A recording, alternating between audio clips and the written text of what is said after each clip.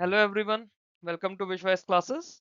हम लोग NABARD grade A 2026 exam के लिए एग्रीकल्चर एंड रूरल डेवलपमेंट कर रहे हैं। सेशन 20 शुरू होगा हमारा। अब तक हम लोग 19 सेशंस कर चुके हैं। सेशन 20 पार्ट 1 यूनिट का नाम है इकोलॉजी एंड क्लाइमेट चेंज। ये मेरा टेलीग्राम का चैनल है नाबार्ड GRA, जिसको आप लोग ज्वाइन कर लीजिए। और ये मेरा टेलीग्राम का ग्रुप है नाबार्ड ग्रेड ए। यहीं पर इस यूनिट की PDF आएगी या फिर जो भी MCQs वगैरह मैं आगे शुरू कराऊंगा, सब कुछ इसी चैनल और ग्रुप पर नाबार्ड के लिए अवेलेबल रहेगा। सिलेबस की बात करें, ये पिछली यूनिट थी हमारी जो हम लोगों ने करी थी एग्रीकल्चर एक्सटेंशंस। इसको हम लोगों ने 3 पार्ट में कंप्लीट करने की कोशिश की, जिसमें रोल ऑफ कृषि विज्ञान केंद्र को मैंने इटसेल्फ डिस्क्रिप्टिव आंसर की तरह कराने की कोशिश की थी। अब हमारा यूनिट चलेगा इकोलॉजी एंड क्लाइमेट चेंज, जिसका ये सिलेबस है। इकोलॉजी, उसका relevance to man, natural resources, उनका सस्टेनेबल मैनेजमेंट और कंजर्वेशन। क्लाइमेट चेंज के कॉजेस क्या होते हैं, green house gas, major green house gas emitting countries, climate analysis, adaptation और मिटिगेशन में क्या फर्क है, क्लाइमेट चेंज का इम्पैक्ट क्या आता है एग्रीकल्चर पर और रूरल लाइवलीहुड पर। बहुत बहुत ज्यादा इंपॉर्टेंट पार्ट इसका कार्बन क्रेडिट। फिर जो हमारी इंपॉर्टेंट ऑर्गेनाइजेशंस हैं, मीटिंग्स हैं, जैसे IPCC, UNF, CCC, COP meetings, funding mechanisms या फिर गवर्नमेंट ऑफ इंडिया के इनिशिएटिव्स। अब ये जो इनिशिएटिव्स हैं हमारे, ये कुछ हम लोग यहाँ पे करेंगे, बाकी हम लोग करंट अफेयर्स और गवर्नमेंट स्कीम्स के थ्रू करेंगे। तो अपना शुरू करते हैं। टॉपिक चलेगा हमारा इंट्रोडक्शन टू इकोलॉजी। इकोलॉजी क्या होती है? इकोलॉजी बायोलॉजी स्टडीज की एक ब्रांच होती है। बायोलॉजी की ऐसी ब्रांच होती है जो कि रिलेशनशिप और इंटरेक्शन को स्टडी करती है बिटवीन द लिविंग ऑर्गेनिजम्स और उनका physical environment. Physical as well as biological दोनों। जो फिजिकल एनवायरनमेंट होता है उसे एबायोटिक कहते हैं, जो बायोलॉजिकल एनवायरनमेंट होता है उसे बायोटिक कहते हैं। इकोलॉजी जो इटसेल्फ टर्म थी, जर्मन बायोलॉजिस्ट थे अर्न्स्ट हैकेल, 1866 में उन्होंने ये टर्म दी थी। ये ग्रीक वर्ड से बनी है। ओइकोस मतलब हाउस या फिर ड्वेलिंग प्लेस, और लोगोस मतलब स्टडी। इकोलॉजी के अंदर उन्होंने बोला कि किस तरह से ऑर्गेनिजम्स एक दूसरे के साथ रिएक्ट करते हैं, इंटरेक्ट करते हैं, और किस तरह से एनवायरमेंटल फैक्टर्स के साथ इंटरेक्ट करते हैं। एनवायरमेंटल फैक्टर्स जो हमारे ये फिजिकल फैक्टर्स हैं, जो हमारे एबायोटिक कंपोनेंट्स हैं, जैसे हवा हो गया, पानी हो गया, air, water, soil, sunlight, temperature या फिर climate. Ecology explains the distribution, abundance, growth, survival and evolution of the organisms. Ecology की हेल्प से ही हम लोग समझ पाते हैं कि ऑर्गेनिज्म किस तरह से डिस्ट्रीब्यूटेड है। आप देखो, अगर आप अर्थ पे बात करो, अर्थ भी छोड़ो, आप कॉन्टिनेंट भी छोड़ो, अपनी कंट्री भी छोड़ो, स्टेट भी छोड़ो, आप सिर्फ अपने सिटी या फिर अपने मोहल्ले में भी देखोगे ना, तो पॉपुलेशन मतलब सिर्फ और सिर्फ ह्यूमंस की नहीं, ओवरऑल पॉपुलेशन को आप देखोगे किस तरह से डिस्ट्रीब्यूटेड है। छिपकलियां हैं, बिल्लियां हैं, कुत्ते हैं, गाय बैल बिजार हैं, इंसानी लोग हैं, बंदर घूम रहे हैं, लंगूर घूम रहे हैं, चींटे चींटियां घूम रहे हैं, मक्खियां घूम रही है, मधुमक्खी घूम रही है, तरह तरह की चिड़ियाएं घूम रही हैं, और तरह तरह के घास पेड़ फूल उग रहे हैं। तो किस तरह से डिस्ट्रीब्यूशन है, कहाँ कहाँ कैसे कैसे अबंडेंस है, ग्रोथ हो रही है, सर्वाइवल हो रहा है, या फिर ऑर्गेनिजम्स का एवोल्यूशन हो रहा है। बारिश का मौसम है, कॉकरोच के पर निकल आएंगे, चींटे चींटियों के पर निकल आएंगे। In different ecosystems through continuous interactions among biotic and abiotic components. जैसे सबसे अच्छा एबायोटिक कंपोनेंट का इंट्रोडक्शन का आपको एग्जांपल दिया मैंने। बारिश के टाइम में कॉकरोच के पर निकल आते हैं, चींटे चींटियों के पर निकल आते हैं। और ऐसे ही एबायोटिक कंपोनेंट, अभी सर्दी आती तो छिपकलियां हाइबरनेशन में चली गई थी, जो भी लिजर्ड्स थी। अब घरों में वापस से लिजर्ड्स आने लग गई हैं पिछले 3-4 महीनों से, जैसे गर्मी शुरू हुई है। इकोलॉजी साइंटिफिक बेसिस बनाती है for the conservation of biodiversity, sustainable utilisation of natural resource and environmental protection. Present era जो कि हमारा रैपिड इंडस्ट्रियलाइजेशन का, अर्बनाइजेशन का, क्लाइमेट चेंज का चल रहा है, एनवायरमेंटल डिग्रेडेशन का चल रहा है, ऐसे में इकोलॉजी एक इंडिस्पेंसिबल डिसिप्लिन हो गया है to ensure sustainable development and maintaining ecological balance. ठीक है। इकोलॉजी के स्कोप की बात करें तो बहुत वाइड स्कोप होता है इकोलॉजी का। Studies the relationship between organism और उनके सराउंडिंग एनवायरनमेंट, जिसके अंदर लिविंग और नॉन लिविंग मतलब बायोटिक और एबायोटिक दोनों कंपोनेंट्स आते हैं। बायोटिक से हमारे की, जैसे अगर हम लोग रह रहे हैं तो हमारे आसपास तरह तरह के जीव जंतु हैं, माइक्रो ऑर्गेनिज्म से पेड़ पौधे हैं। और एबायोटिक कंपोनेंट जैसे हमारा हवा, पानी, सनलाइट कैसी आ रही है, मौसम कैसा है, क्लाइमेट कैसा है, गर्मी कितनी ज्यादा है, सर्दी कितनी ज्यादा है, ये सब। Ecology examines the structure and functioning of ecosystem, including the flow of energy and the cycling of nutrients within the ecological system. अब ecological system में energy का flow और nutrient की cycling दोनों ही ecology का part है और उसी structure को examine करता है। इकोलॉजी इन्वेस्टिगेट करता है distribution, abundance, adaptation and behaviour of plants, animal and micro organisms. Plants, animal और माइक्रो ऑर्गेनिजम्स का डिस्ट्रीब्यूशन, अबंडेंस, अडेप्टेशन और उनका behaviour under varying environmental condition, जो अलग अलग हमारी एनवायरमेंटल कंडीशंस हैं उसके अंदर। It encompasses the study of population, communities, habitats, ecological succession, food chains, food webs, ecological pyramid। तो ये सारी स्टडीज इकोलॉजी के अंदर आ जाती हैं और ये किस तरह से हमारी बायोडाइवर्सिटी है हमें उसे समझना है, वाइल्ड लाइफ कंजर्वेशन करना है, डिग्रेडेड इकोसिस्टम को रिस्टोर करना है या फॉरेस्ट का सस्टेनेबल मैनेजमेंट करना है, वाटर सॉइल या नेचुरल रिसोर्सेज का सस्टेनेबल मैनेजमेंट करना है। इस सब के अंदर इकोलॉजी का ही रोल है। ये एक साइंटिफिक नॉलेज देता है जिसमें हम एनवायरमेंटल चैलेंजेस को एड्रेस करते हैं, फिर चाहे वो पॉल्यूशन हो, डिफोरेस्टेशन हो, डेजर्टिफिकेशन हो, क्लाइमेट चेंज हो या लॉस ऑफ बायोडाइवर्सिटी हो। इकोलॉजी इस सब के अलावा हमारे एग्रीकल्चर को भी बहुत ज्यादा कंट्रीब्यूट करता है। इसमें हमारे पास सस्टेनेबल फार्मिंग सिस्टम्स आते हैं जो इकोलॉजी के थ्रू हम लोग समझते हैं, इंटीग्रेटेड पेस्ट मैनेजमेंट हुआ, एग्रो फॉरेस्ट्री हुआ, सॉइल कंजर्वेशन हुआ या क्लाइमेट रेजिलिएंट एग्रीकल्चर प्रैक्टिसेस हुई। जो प्रिंसिपल्स ऑफ इकोलॉजी हैं वो हमारे एनवायरमेंटल प्लानिंग में हम लोग काफी अच्छे से अप्लाई करते हैं, नेचुरल रिसोर्स मैनेजमेंट में उन्हें अप्लाई किया जाता है, एनवायरमेंटल इम्पैक्ट असेसमेंट में उन्हें एप, जो प्रिंसिपल्स ऑफ इकोलॉजी हैं उनको अप्लाई किया जाता है, डिजास्टर रिस्क रिडक्शन में या फिर सस्टेनेबल डेवलपमेंट के लिए पॉलिसी फॉर्मुलेशन में। इकोलॉजी की इंपॉर्टेंस तो अब तक हम लोग समझ ही गए होंगे कि इकोलॉजी सबसे पहली चीज तो जो हमारे ऑर्गेनिजम्स और उनके एनवायरनमेंट के बीच का इंटरेक्शन है जो बहुत ज्यादा कॉम्प्लेक्स वे में होता है उसको समझने में हेल्प करता है, बायोडाइवर्सिटी कंजर्व करने के लिए, एंडेंजर्ड स्पीशीज को प्रोटेक्ट करने के लिए, ओवरऑल इकोलॉजिकल बैलेंस मेंटेन करने के लिए एक साइंटिफिक फाउंडेशन देता है इकोलॉजी। इकोलॉजिकल नॉलेज अगर हमें होती है तो हम लोग सस्टेनेबल यूटिलाइजेशन करते हैं, कंजर्वेशन करते हैं नेचुरल रिसोर्सेज का, चाहे हमारे जंगल हो, पानी हो, मिट्टी हो, वाइल्ड लाइफ हो या फिशरीज हो। इस सब के अलावा ecology assist in controlling environmental pollution, restoring degraded ecosystem through scientifically designed and scientifically design conservation and rehabilitation measures. इस तरह से कंजर्वेशन मेजर्स को, रिहेबिलिटेशन मेजर्स को डिजाइन किया जाता है कि वो साइंटिफिक वे में रहे और सही तरीके से एनवायरमेंटल पॉल्यूशन को भी कंट्रोल किया जा सके, टैकल किया जा सके, डिग्रेडेड इकोसिस्टम को रिस्टोर भी किया जा सके। Ecology contributes to sustainable agriculture development. Sustainable agriculture development को भी कंट्रीब्यूट करता है। कैसे? क्योंकि जब हमारी सॉइल को हम कंजर्व कर रहे हैं, सॉइल फर्टिलिटी बढ़ा रहे हैं, पानी को कंजर्व कर रहे हैं, बायोलॉजिकल पेस्ट कंट्रोल प्रोमोट कर रहे हैं हम लोग रादर देन कि हम लोग केमिकल स्प्रे करें, तो इस सबसे क्या होगा, हमारी सस्टेनेबल एग्रीकल्चर प्रैक्टिसेस आती हैं। It plays a crucial role in understanding the causes, impacts and mitigation of climate change, जो कि एक्चुअली में बहुत बड़ा इशू है इस समय। तो क्लाइमेट चेंज के कॉजेज को, इम्पैक्ट्स को और कैसे उसके इश्यूज को मिटिगेट करना है उसकी अंडरस्टैंडिंग में भी इकोलॉजी का बहुत इंपॉर्टेंट रोल है। तो गवर्नमेंट इसी हिसाब से अपनी एनवायरमेंटल पॉलिसीज भी बनाती हैं। जो इकोलॉजिकल प्रिंसिपल्स हैं वो एनवायरमेंटल इम्पैक्ट असेसमेंट के लिए, लैंड यूज प्लानिंग के लिए, वाटरशेड मैनेजमेंट के लिए, फॉरेस्ट मैनेजमेंट के लिए, डिजास्टर रिस्क रिडक्शन के लिए बहुत ज्यादा जरूरी है। ओवरऑल इकोलॉजी की बात करें तो ये सस्टेनेबल डेवलपमेंट को प्रमोट करती है by ensuring that economic growth, environmental conservation and social wellbeing progress ये बैलेंस रहे और सब कुछ इंटीग्रेटेड मैनर के अंदर चलता रहे। अब हमारे पास कुछ इकोलॉजिकल कॉन्सेप्ट्स हैं, जैसे इकोसिस्टम। इकोसिस्टम क्या होता है? हम लोग पूरे यूनिट के अंदर कई बार ये टर्म पढ़ेंगे इकोसिस्टम, तो हमें इकोसिस्टम भी पता होना चाहिए कि क्या होता है। इकोसिस्टम की अगर हम लोग बात करते हैं तो इकोसिस्टम बेसिक स्ट्रक्चरल और फंक्शनल यूनिट होती है इकोलॉजी की। इकोसिस्टम के अंदर लिविंग ऑर्गेनिजम्स एक दूसरे के साथ में इंटरेक्ट करते हैं और उसके अलावा जो आपके एबायोटिक कंपोनेंट्स होते हैं या फिर नॉन लिविंग एनवायरनमेंट होता है उसके साथ भी इंटरेक्ट करते हैं with the non living abiotic environment as a single cell sustaining system. तो एक सिंगल सिस्टम होता है इस तरह का जिसमें लिविंग और नॉन लिविंग कंपोनेंट्स एक दूसरे के साथ इंटरेक्ट कर रहे हैं।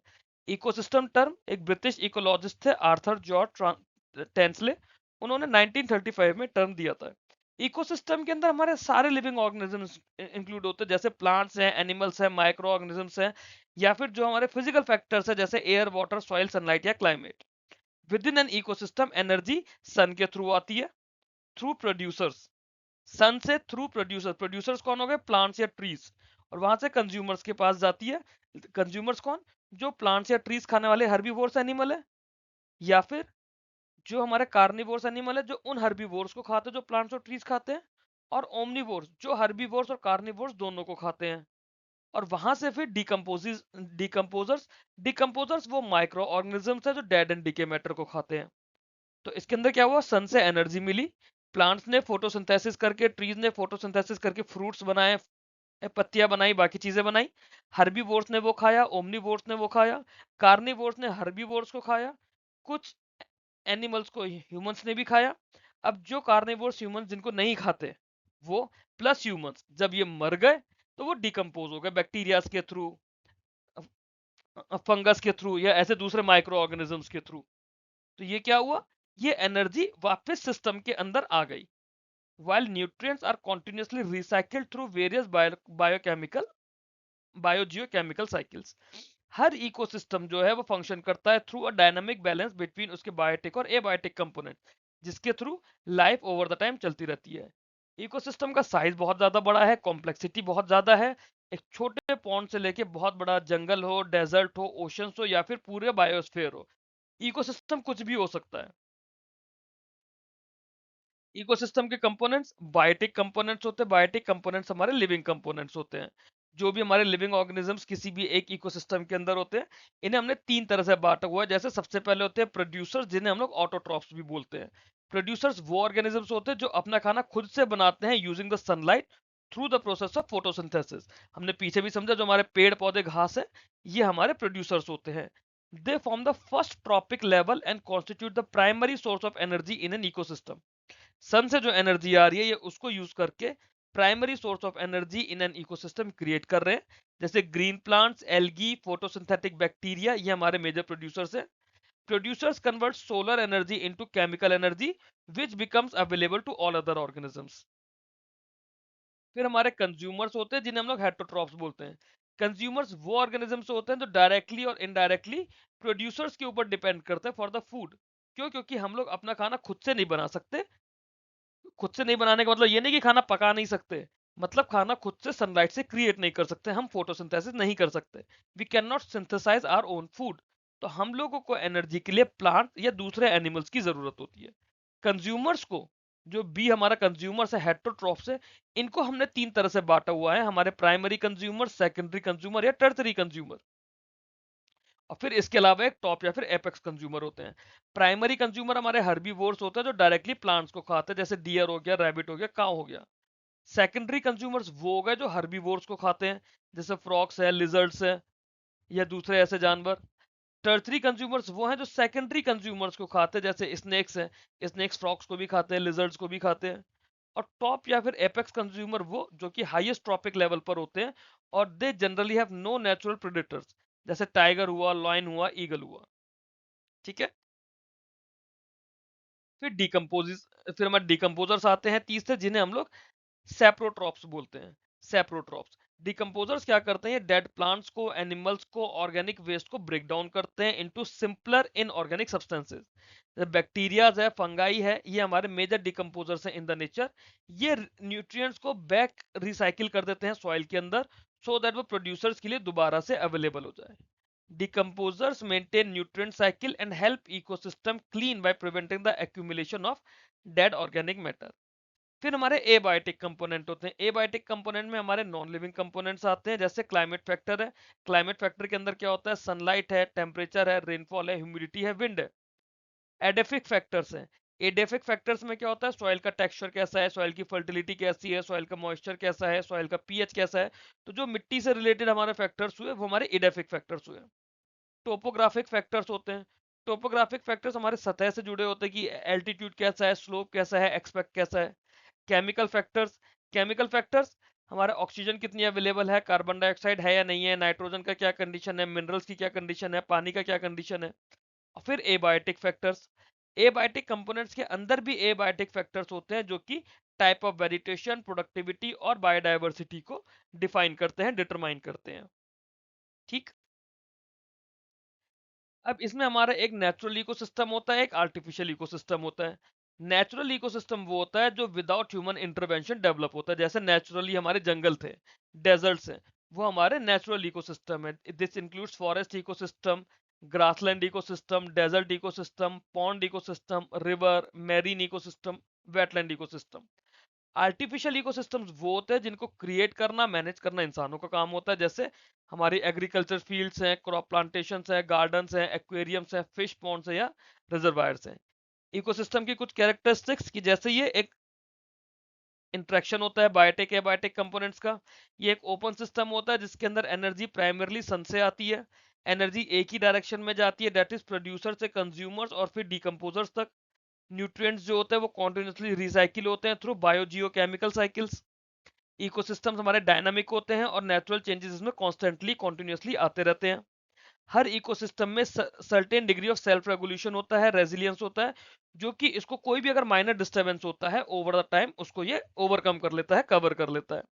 प्रोडक्टिविटी और स्टेबिलिटी इकोसिस्टम की बायोडायवर्सिटी और एनवायरमेंटल कंडीशन पे डिपेंड करेगी। बायोडायवर्सिटी कितनी ज्यादा वाइड है, कितनी ज्यादा ब्रॉड है, उस पर डिपेंड करेगा कि इकोसिस्टम की प्रोडक्टिविटी कैसी है, इकोसिस्टम कितना ज्यादा स्टेबल है। इकोसिस्टम के फंक्शन, फंक्शन बेसिक है प्रोडक्टिविटी, आपको ऑर्गेनिक मैटर प्रोड्यूस करना through photosynthesis. Energy flow, transfer of energy across different trophic level, जो ऑटोट्रॉपिक से हेटरोट्रॉफ पर जा रहा है, और फिर जो हमने डिकम्पोजर्स का पढ़ा था सेप्टोट्रॉप्स या कुछ ऐसी पढ़ा था। न्यूट्रिएंट साइक्लिंग हो रही है, डिकम्पोजिशन हो रहा है, इकोलॉजिकल बैलेंस मेंटेन है और हैबिटेट प्रोविजन है। हैबिटेट क्या होता है? हैबिटेट वो नेचुरल प्लेस या एनवायरनमेंट होता है जहाँ पे कोई भी ऑर्गेनिज्म रहता है, ग्रो करता है, रिप्रोड्यूस करता है और फूड, वाटर एंड शेल्टर उसे मिलता है। ईच स्पीशीज ऑक्यूपाइज अ हैबिटेट जो उसे सुटेबल एनवायरनमेंट देती है उसके सर्वाइवल के लिए।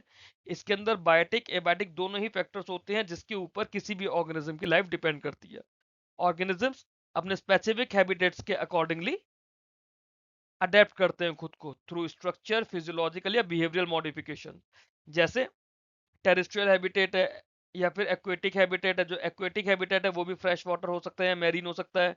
एब्रोरियल आर्बोरियल हैबिटेट होता है, डेजर्ट हैबिटेट होता है, माउंटेन हैबिटेट होता है या फिर ग्रासलैंड ग्रासलैंड हैबिटेट होता है। ये हमारे डिफरेंट टाइप्स ऑफ हैबिटेट हैं। इकोलॉजिकल नीश क्या होता है? इकोलॉजिकल नीश बहुत इंपॉर्टेंट टर्म है। It is the functional role and position of a species within an ecosystem. किसी भी इकोसिस्टम में एक स्पीशी का क्या फंक्शन है, क्या उसका रोल है, क्या पोजीशन है, वो उसका इकोलॉजिकल नीश कहलाता है।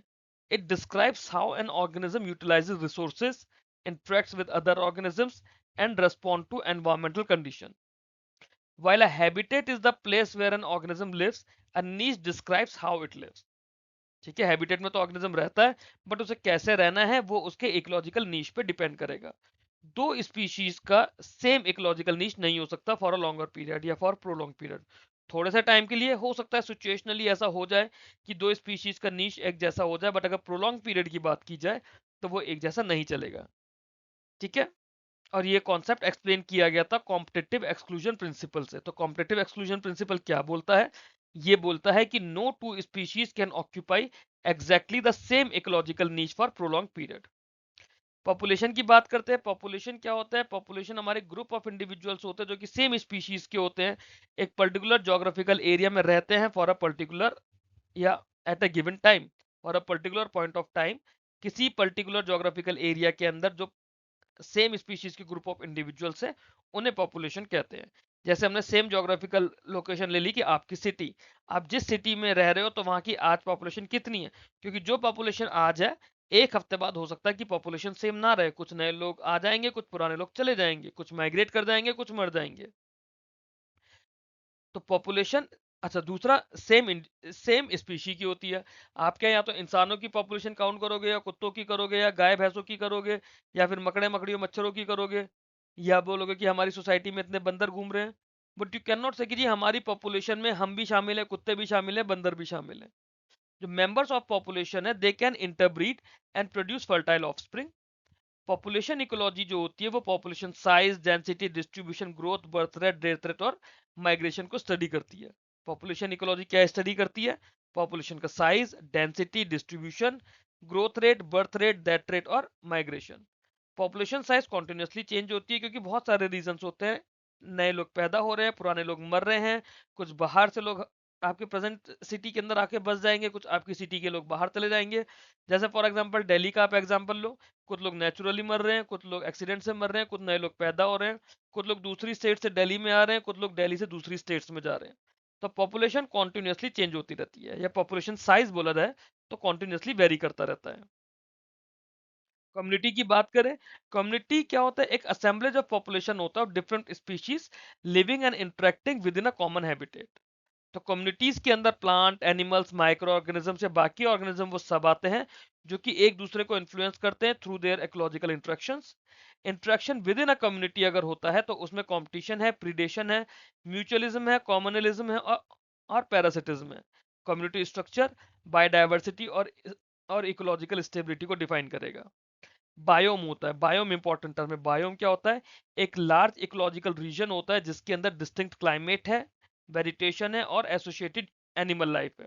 बायोम्स को हमारे पास लॉन्ग टर्म क्लाइमेट फैक्टर से डिटरमाइन करते हैं हम लोग, जैसे कि टेम्परेचर और रेनफॉल। हर बायोम के अंदर सेवरल इकोसिस्टम्स होते हैं with similar environmental condition. Distribution of biomes across the earth, ये लैटिट्यूड, एल्टीट्यूड और क्लाइमेट के थ्रू वेरी कर जाता है। जैसे ट्रॉपिकल रेन फॉरेस्ट एक बायोम है, ट्रॉपिकल डेसिडियस फॉरेस्ट एक बायोम है, टेम्परेट फॉरेस्ट है, बोरियल फॉरेस्ट है जो कि ताइगा होता है, ग्रासलैंड है, सवाना है, अफ्रीका में सवाना बहुत होते हैं, डेजर्ट्स है, तुंद्रा है, माउंटेन्स है जिसे हम एल्पाइन कहते हैं, मेरीन बायोम है या फ्रेश वाटर बायोम है। तो जो बहुत बड़ा इकोसिस्टम हुआ और जिसमें मल्टीपल इकोसिस्टम्स हुए उसे हम लोग बायोम बोलते हैं। इकोलॉजिकल प्रोसेस क्या होता है? इकोलॉजिकल प्रोसेसेस जो होते हैं ये नेचुरल, बायोलॉजिकल और फिजिकल मैकेनिज्म्स होते हैं जो कि फंक्शनिंग, स्टेबिलिटी और सस्टेनेबिलिटी को मेंटेन रखते हैं किसी भी इकोसिस्टम में। तो किसी भी इकोसिस्टम की फंक्शनिंग को, स्टेबिलिटी को और सस्टेनेबिलिटी को मेंटेन रखने वाले नेचुरल, बायोलॉजिकल और फिजिकल मैकेनिज्म्स को हम लोग इकोलॉजिकल प्रोसेसेस बोलते हैं।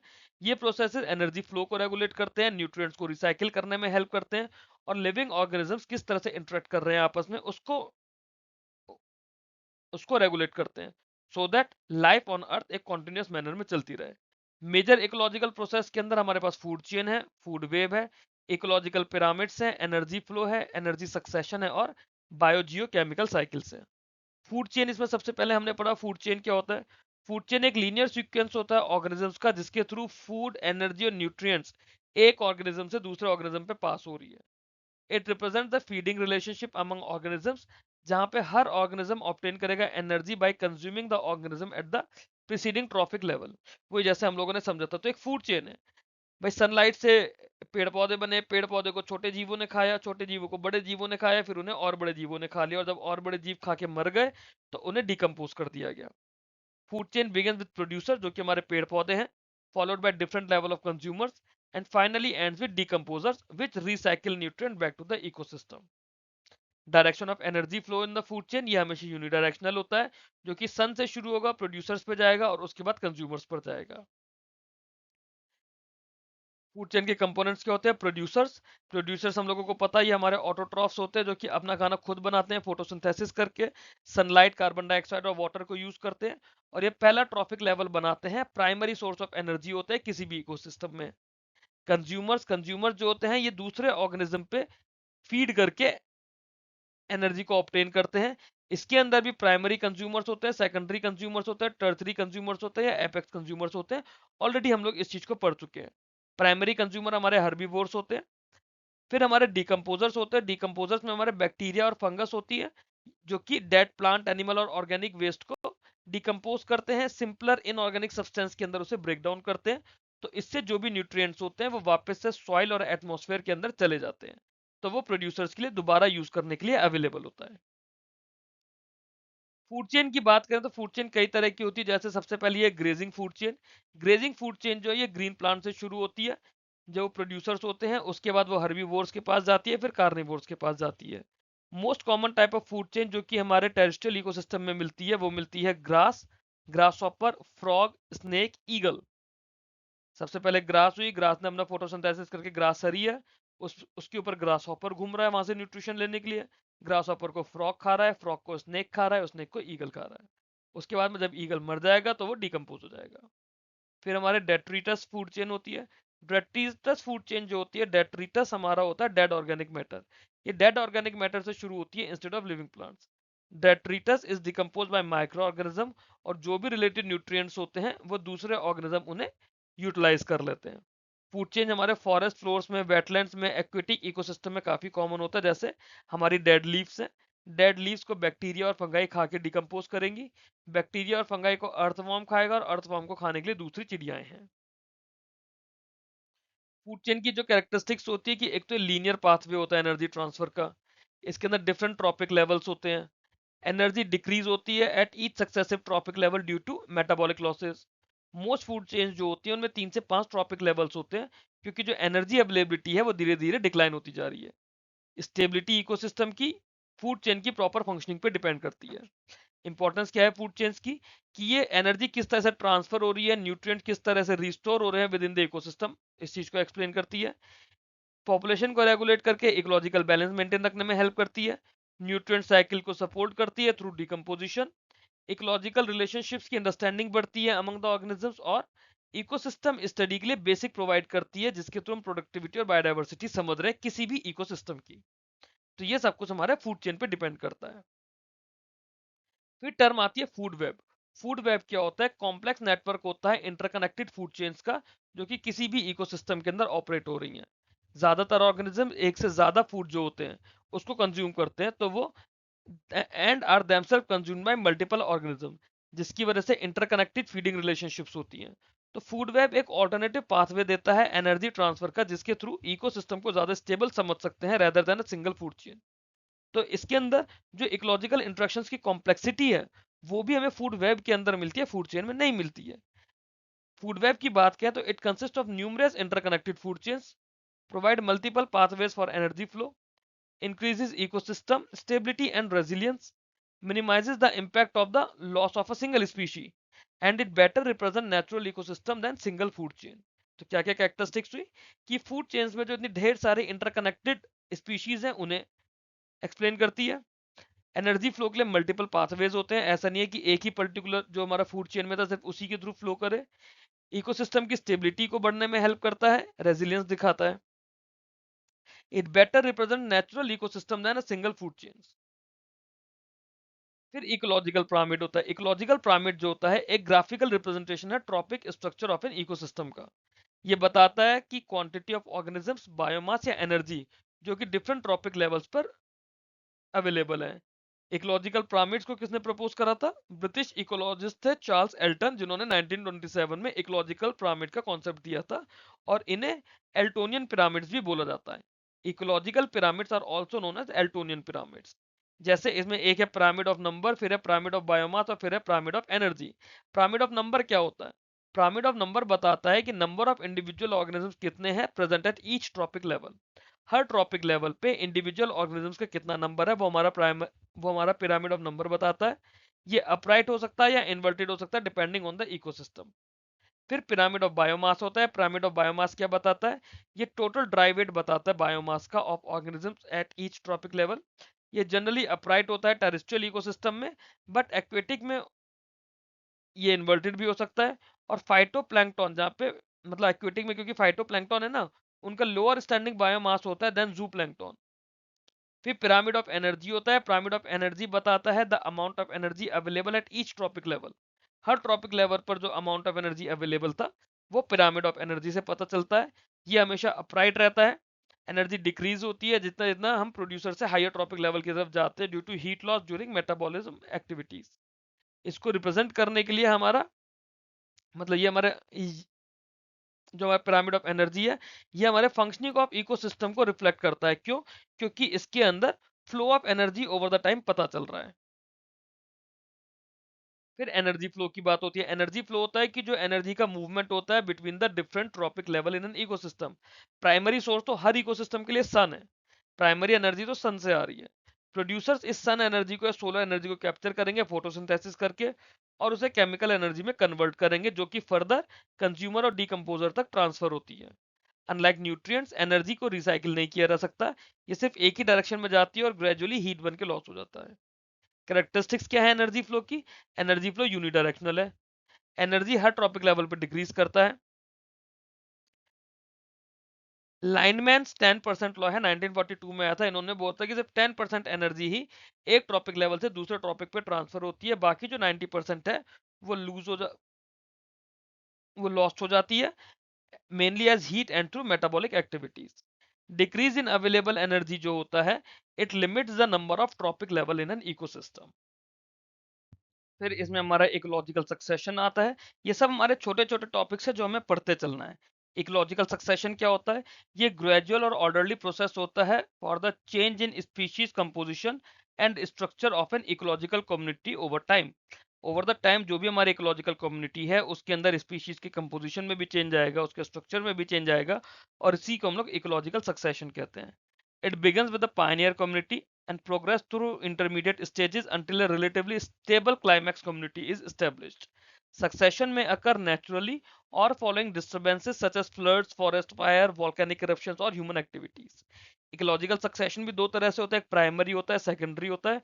जो प्राइमरी होता है वो बैरन लैंड पे शुरू होता है जहाँ पे कोई सॉइल नहीं है, कोई प्रीवियस लाइफ एग्जिस्ट नहीं करती।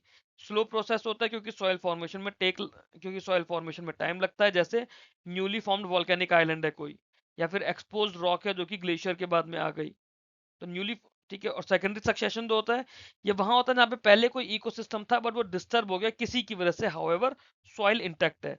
सॉइल की बात क्यों हो रही है? क्योंकि जब तक मिट्टी नहीं होगी हमारी प्लांट लाइफ नहीं आएगी। It proceeds much faster than primary succession, जैसे कोई अबैंडन्ड एग्रीकल्चर फील्ड है, कोई जला हुआ जंगल है, कोई फ्लड अफेक्टेड लैंड है। तो ये हमारे प्राइमरी सक्सेशन होते हैं, सेकेंडरी सक्सेशन होते हैं। स्टेजेस क्या है इकोलॉजिकल सक्सेशन की? सबसे पहली है नूडेशन। नूडेशन होता है कि फॉर्मेशन ऑफ बेयर एरिया। फिर इन्वेजन। इन्वेजन होता है अराइवल ऑफ पाइनियर स्पीशी। नूडेशन के अंदर क्या है?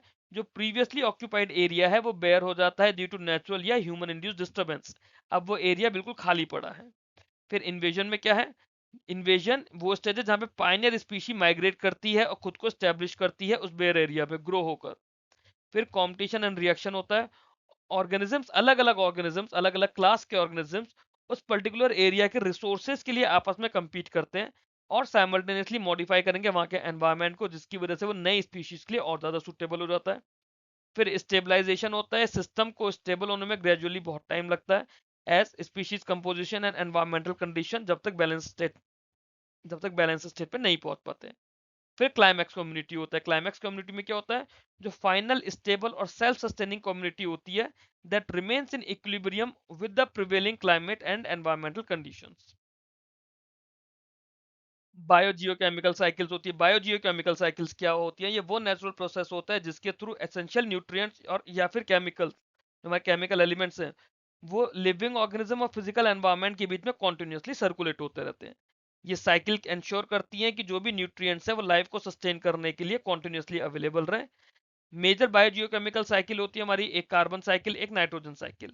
कार्बन साइकिल की बात करें तो carbon circulates among atmosphere, biosphere, oceans and lithosphere. जो प्लांट्स होते हैं वो कार्बन डाइऑक्साइड को एब्जॉर्ब करते हैं during the photosynthesis, while respiration, decomposition and combustion carbon को बैक टू एटमॉस्फेयर रिलीज कर देते हैं। जो कार्बन साइकिल है वो अर्थ के क्लाइमेट को रेगुलेट करने में बहुत इंपॉर्टेंट रोल प्ले करती है। क्या? कार्बन डाइऑक्साइड जो होती है आपकी एक ग्रीन हाउस गैस होती है। अगर कार्बन डाइऑक्साइड ना हो तो अर्थ बिल्कुल आइस एज में चला जाएगा। तो इसलिए कार्बन डाइऑक्साइड का बहुत इंपॉर्टेंट रोल है इन रेगुलेटिंग अर्थ क्लाइमेट। और यही कार्बन डाइऑक्साइड अगर लिमिटेड वैल्यू से बहुत ज्यादा हो जाए तो जो हर साल गर्मी पड़ती है, सुपर एल नीनो आ रहा है, वो आता है। नाइट्रोजन साइकिल क्या करती है? Nitrogen is converted into usable form through nitrogen fixation. जैसे हमने लेग्यूम्स के अंदर पढ़ा था ना, राइबोसोम बैक्टीरिया होते हैं जो कि नाइट्रोजन फिक्सेशन करते हैं।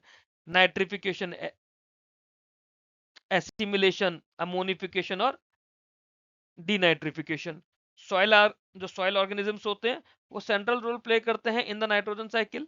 नाइट्रोजन साइकिल हमारे प्रोटीन सिंथेसिस के लिए, प्लांट ग्रोथ के लिए बहुत ज्यादा जरूरी है कि एट द एंड खाना तो हमें प्लांट से ही मिल रहा है। फिर एक वाटर साइकिल होती है। वाटर साइकिल हमारी हाइड्रोलॉजिकल साइकिल होती है। जो पानी होता है वो कॉन्टिन्यूसली हमारी इकोलॉजी में सर्कुलेट करता रहता है। एवापोरेट होगा, ट्रांसपिरेट होगा, कंडेंस होगा, प्रेसिपिटेट होगा। फिर प्रेसिपिटेट होने का मतलब बारिश बन के बरस रहा है। जब बरस रहा है तो इन्फिल्ट्रेट होगा, मिट्टी के अंदर जाएगा, रन ऑफ होगा, बह जाएगा और ग्राउंड वाटर को रिचार्ज करेगा। इस तरह से पानी का कॉन्टिन्यूस फ्लो रहता है। It regulates climate and ensures the availability of fresh water. Phosphorus cycle होती है। फॉस्फोरस साइकिल की बात करें तो फॉस्फोरस जो होती है रॉक, सॉइल, वाटर और लिविंग ऑर्गेनिजम्स के थ्रू रिसाइकिल होता है। Unlike the carbon and nitrogen, इसका कोई सिग्निफिकेंट गैसियस फेज नहीं है। ये ATP, DNA, RNA, cell membranes और बोन फॉर्मेशन के लिए बहुत ज्यादा जरूरी होता है। इंपॉर्टेंस क्या है फास्फोरस साइकिल की, सॉरी, जो आपकी बायो जियोकेमिकल साइकिल से इनकी इंपॉर्टेंस क्या है कि एक तो न्यूट्रिएंट का बैलेंस बना रहता है इकोसिस्टम के अंदर, कॉन्टिन्यूस रिसाइकलिंग होती है एसेंशियल एलिमेंट्स की, सॉइल फर्टिलिटी सस्टेन रहती है, एग्रीकल्चर प्रोडक्टिविटी बनी रहती है, इकोसिस्टम फंक्शनिंग को रेगुलेट करता है, एनवायरमेंट स्टेबिलिटी को रेगुलेट करता है, ग्रोथ, रिप्रोडक्शन और लिविंग ऑर्गेनिजम्स का सर्वाइवल को सपोर्ट करता है। इस वीडियो के अंदर इतना ही, बाकी का पार्ट हम लोग नेक्स्ट वीडियो में करेंगे। अप्रोक्सीमेटली 4 से 5 वीडियो की ये पूरी सीरीज रहेगी इस पूरी यूनिट की। In the meanwhile you are requested to join this Telegram channel and the Telegram group. ये मेरा मेन ग्रुप है विश्वास क्लासेस का, यहाँ भी आप लोग ज्वाइन कर सकते हैं। जब एक बार थ्योरेटिकल पार्ट पूरा हो जाएगा तब हम लोग एमसीक्यूज और डिस्क्रिप्टिव आंसर्स का काम शुरू करेंगे नाबार्ड का। Till then, thanks for watching this video. Keep learning, keep growing.